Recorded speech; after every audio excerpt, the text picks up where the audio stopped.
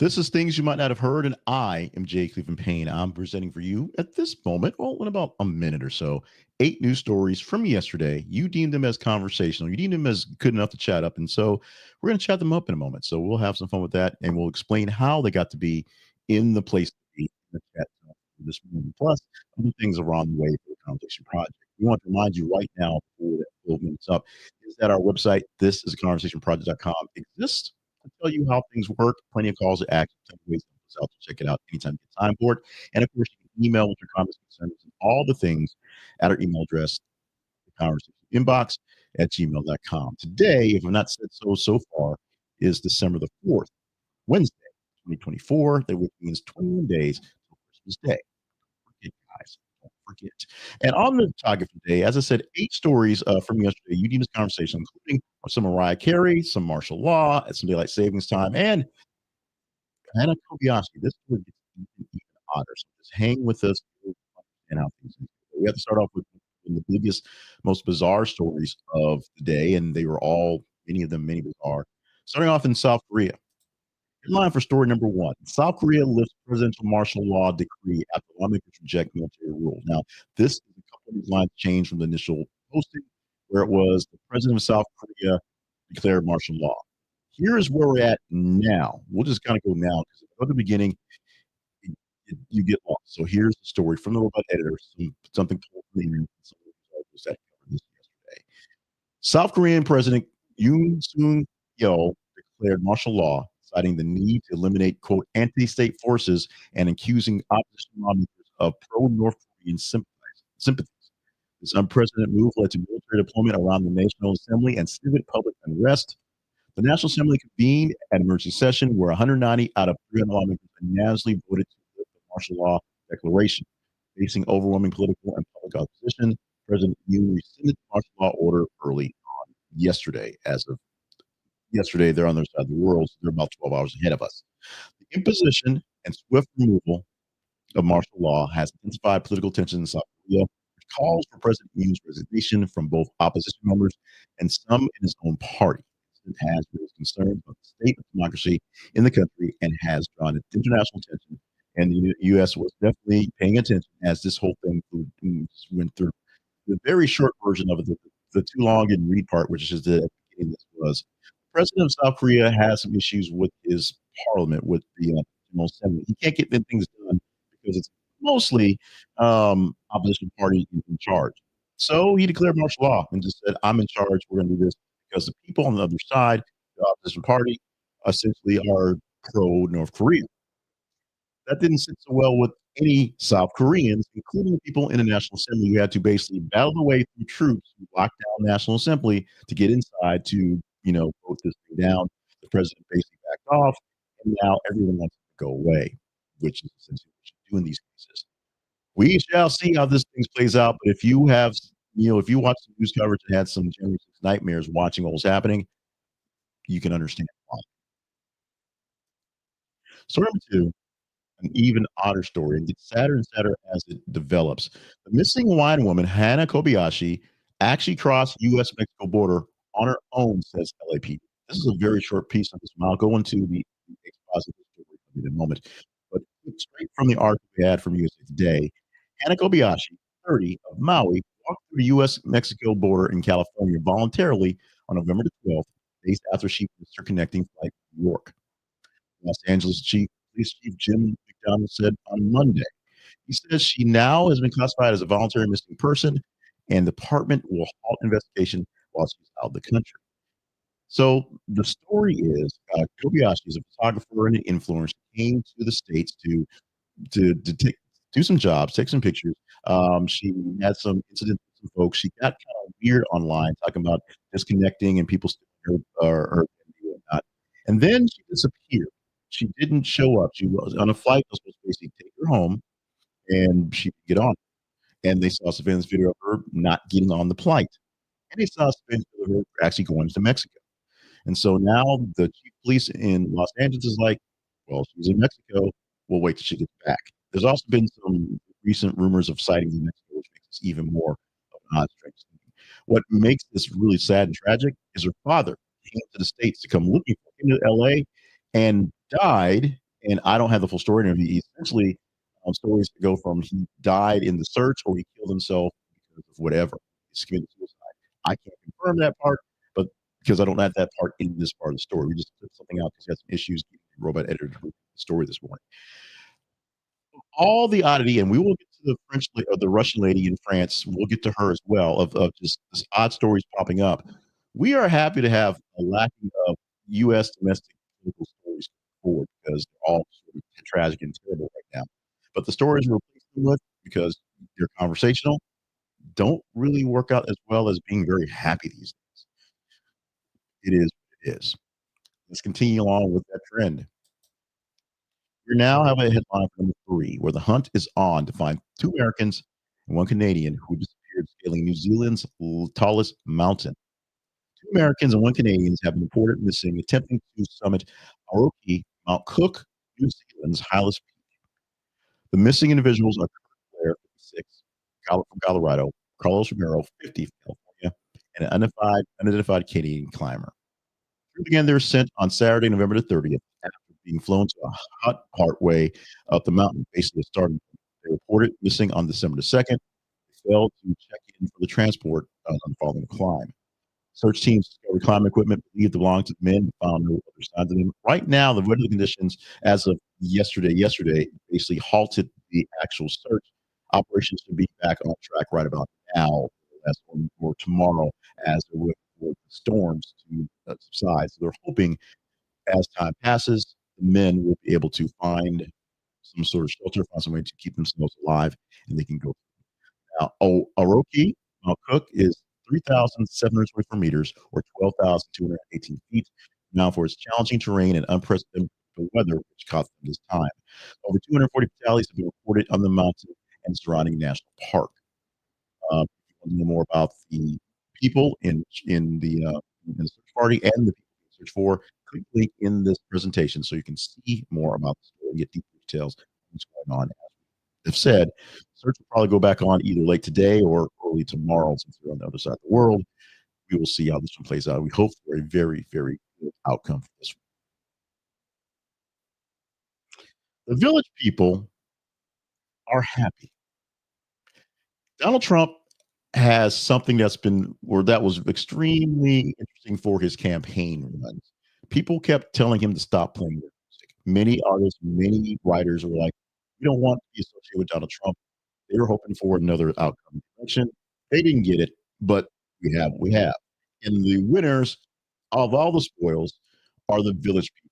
As the lead singer from the village people says, "Thank you, Donald Trump, for using Y.M.C.A. and tells the world, make sure everybody knows this is not a gay anthem."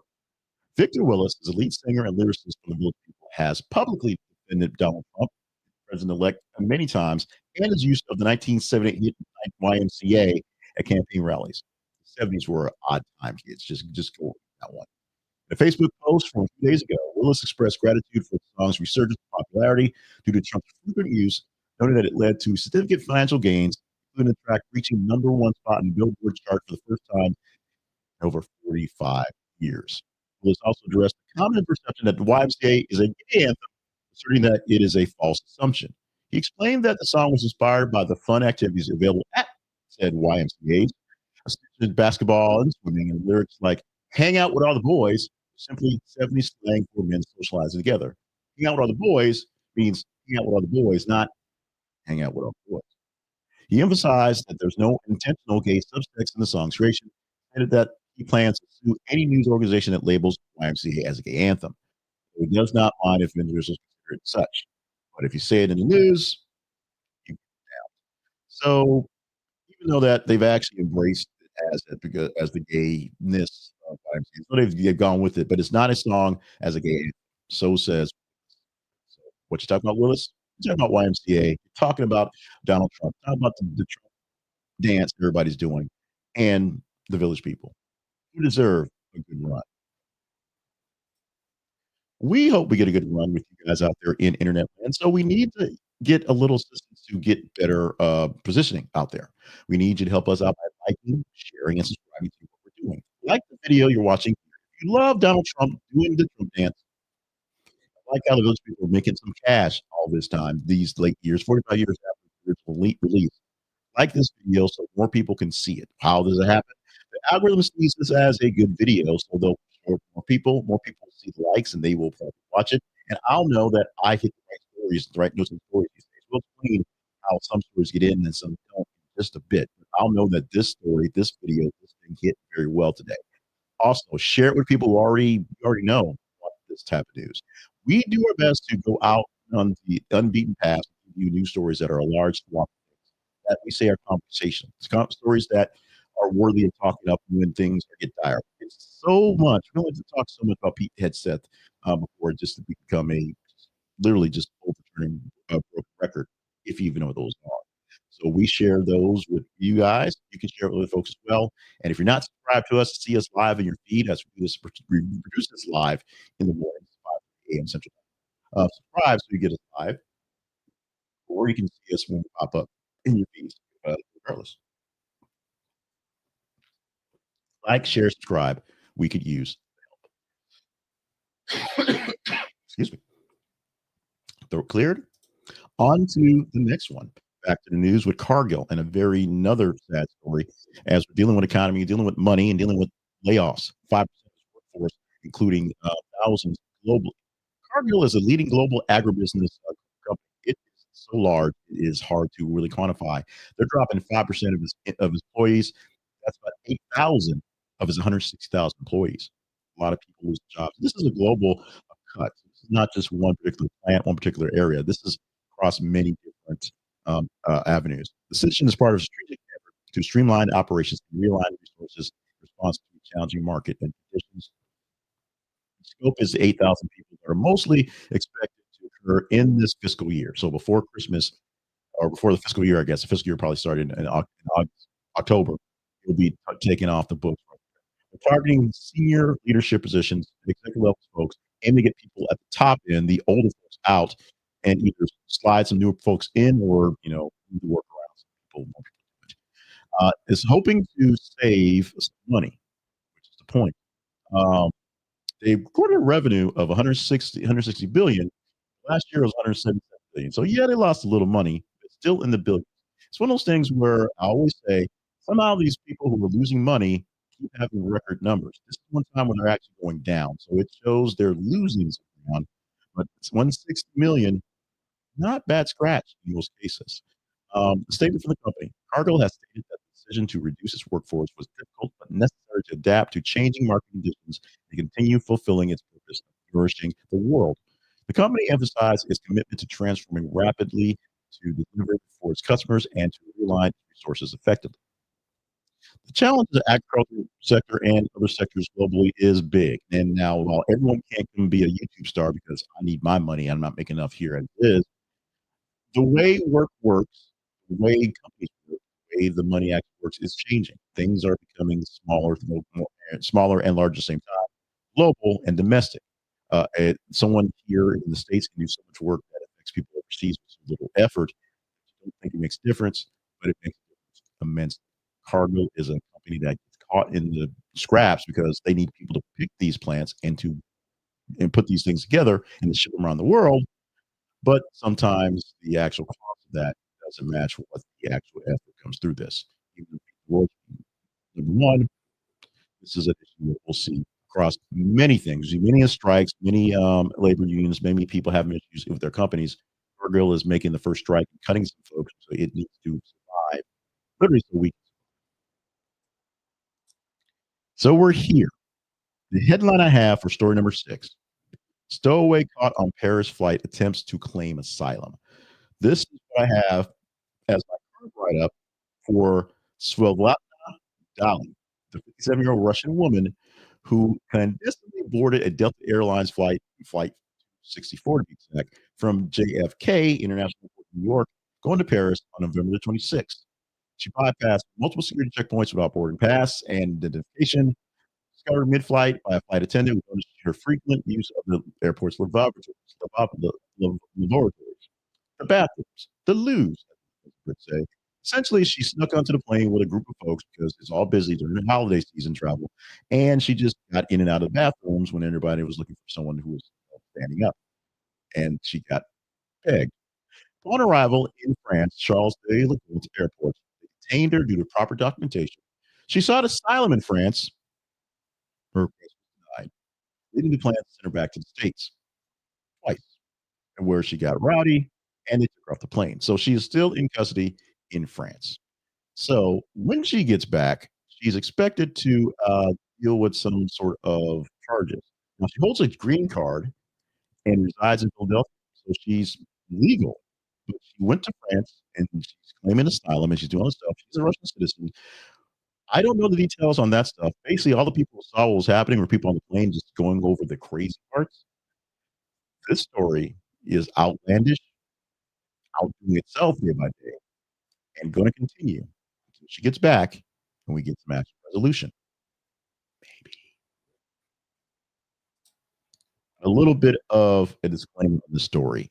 There's a bit of rumblings that the story itself, as being reported, is a good story, but the facts and details behind it may not be exactly what they are. Now, Mariah Carey reveals All I Want for Christmas Is You earns up to $3 million annually, and this is a article that I have. I pulled it off soapoperas.com, soapcentral.com, so it tells you where I got it from.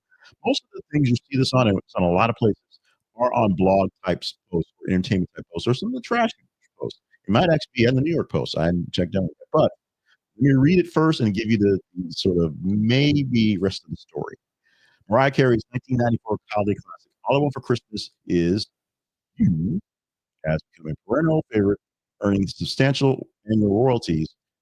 Reports estimate that Carey makes between 2.5 and $3 million each year for the song. Since release, the song has generated significant revenue, with estimates suggesting it's earned over 60 million in royalties by 2017. In 2022 alone, it reportedly brought in 8.5 million globally, including 5.3 million from streaming platforms and downloads, 3.2 for royalties there. Now, the popularity is sort of, ubiquitous. She's a beauty person because of this one, and that's all great, fine, and dandy. However, internet life, there are some issues with this. Many people are saying that, yeah, it does bring in 3 million or so in royalties, but her actual cut is only about a third of that. So she's not actually making three, 2.5, 3. She's making a little over one, more or less, if you actually know what's going on. Not too bad, not too savvy, if you will, not, or not too new shabby, if you will. And if Nick Cannon ever comes short up with some of that, baby daddy money, I think Mariah can take care of herself. And finally, maybe there's some good coming from Deutsch. Maybe there's some good coming from Trump and Ramaswamy, as daylight savings itself, actually called, could actually come to an end if Musk and Ramaswamy's new government board can have its way. Mr. Musk, Mr. Elon Musk, the CEO of Tesla and SpaceX, has recently advocated for the elimination of DST, daylight savings time. He responded to a poll on X, only Twitter, that showed overwhelming support for abolishing daylight savings time.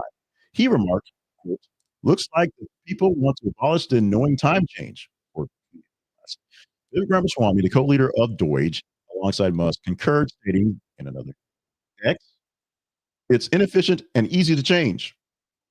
It's easy to change. Why don't we change it? Well, the Department of Government Efficiency, established by Donald Trump, the president-elect, aims to enhance government operations. However, any modifications to DST would necessitate congressional action. Easy. Senator Mark Rubio has been a proponent of making DST permanent through Sunshine Protection Act, which passed in Senate in 2022, but stalled in the House. And it's not the first time he got past this. This is one of those ongoing things. It just finally got past one step. Rubio's been doing this for a while, so back off, Musk, back off, Ramaswamy. Don't think you've got something new. It's something that's been in the works. We'll complain about it for some time. Public sentiment has appeared to favor the ending of the biennial clock change. A 2024 Monmouth University poll revealed that only 35% of Americans support continuing the current system.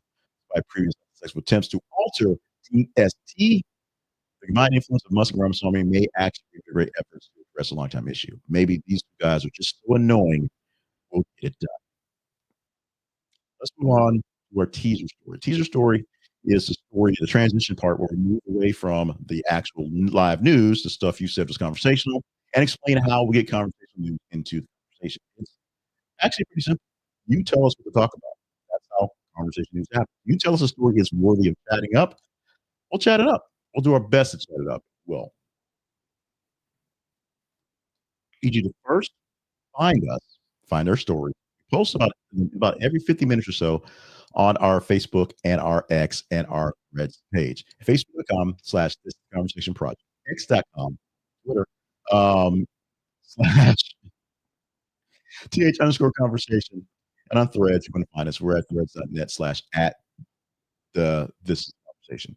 So what you do when you go to those sites is you look for the stories we post out there in whatever range is going on. If you're checking your own feed, see what we have going on. We may pop up in your feed along the lines. Otherwise, check and see what's happened at the time.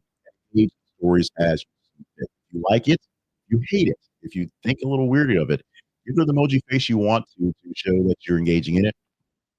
Read the story to get the details. Of course, comment in the comments with us. We comment on that.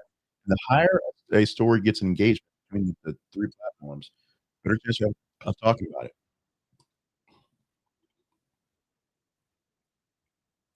Excuse me. So what does that mean? Every morning about 3:15, 3:20 or so, I get up, I start pulling the numbers for the stories. And if the story has a lot of numbers, it goes to the top. And we take the top stories of the day the day and consider it going for placement.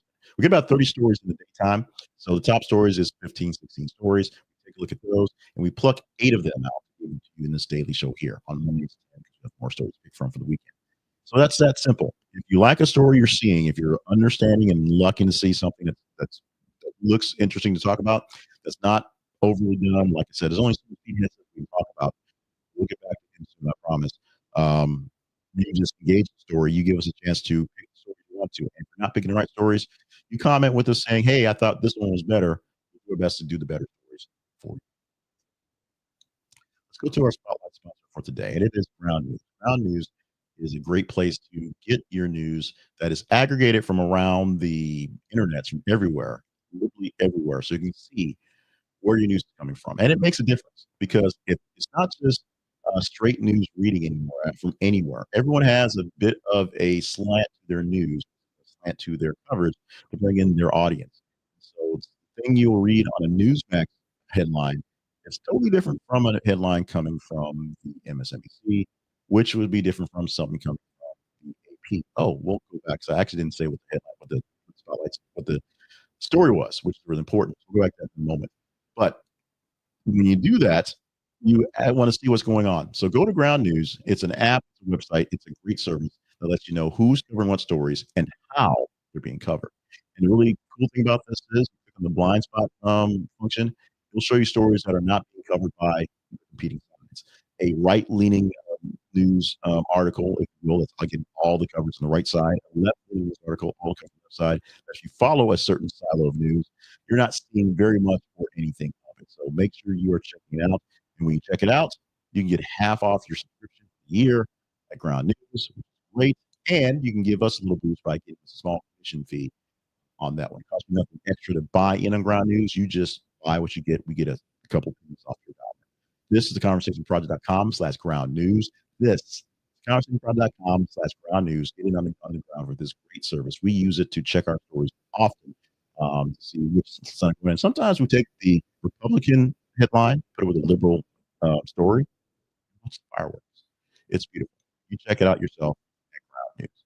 Stepping back a bit, we did make a mistake.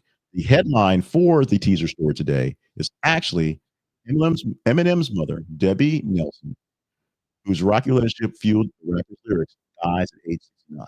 It's not a large story, but it's something that, because of the zeitgeist that is how we identify people and the weird resurgence of Eminem as Grandpa Marshall Mathers, this is the one that's going to get some love over some time if it doesn't get overtaken by the story of the lady found on the sinkhole. We'll hopefully get to that one tomorrow. That is one that's hopefully they find. Yesterday, we teased Belgium becoming the first country to give sex workers robust labor rights and protections. You guys didn't like that one. If it was OnlyFans, I'm sure you would have, but it's Belgium, so they didn't get you didn't get much love on this one. We will see if we're talking Eminem's mother passing away tomorrow. It's literally based on your engagement. Now we're going to skip ahead and skip back forward, I guess to say too. The time where we stop to talk about ourselves. This is the promo time for the Conversation Project. Conversation Project lives online in its website at this conversationproject.com. When you go there, you'll find many calls to action for things that we need to get done. include joining up at our partnerships page or seeing some of our sponsors or following us in other places that may be better for your eyeballs or your earballs, if you will. We chop this up and replay this and many other things as audio podcasts. So where your pods are cast, you can find us there. We do clips of this, we chop up a couple clips of this and put them in shorts on TikTok and in YouTube so you can see some of the news if you don't want to go through the full whole slog. If you want to see this in long form on Facebook, look at that. Facebook's not very happy with us, but we do it on X, do it on YouTube, and do other places as well. X is a great place for people watching live. We get a lot of people watching this live right now, and we're very happy with that one. Thank you so much to the Xers out there. But there's so many things, so many calls to action that you just have to go there and check us out. Plus, finding out what we're all about because our backstory is there, and of course, all the things happening. The most important things you can do. One, well, check out our website so you know more. Follow us in the feed so you can engage in the stories and let us know what to talk about, and email us with any sort of comments. We can work on those things. That, of course, is conversation box at gmail.com. What say you? I say we're done for Wednesday, December 4th, 2024. I am Jay Cleveland Payne, and coming up in a few minutes, you will start to see now pre-recorded extra conversation with something a little fun for today. And when you will die. I believe that is what today is. I will start checking that in my notes, put that down here going forward. In the meantime, enjoy your day. Enjoy the news we present to you. Let us know or hate it. Whatever it takes you to engage in it, let us know. Engage in the news stories all day long so we have stories to pick for tomorrow to chat up. Because if they're overwhelmingly engaging, there's no question. Unless some are kind of on the wayside, there's a question. And sometimes, I will be honest, I rarely pull on a story that's far out of range. Sometimes I will pull something that's a little lower, that's a bit more interesting or more important to cover things that are out there. But I try not to play things, or if it's breaking news, sometimes it'll happen. But you are the person that helps me run down. Let's get to work. Let's have some fun. Let's enjoy our win this day. And we'll see you again for Thursday edition of things you might not have heard.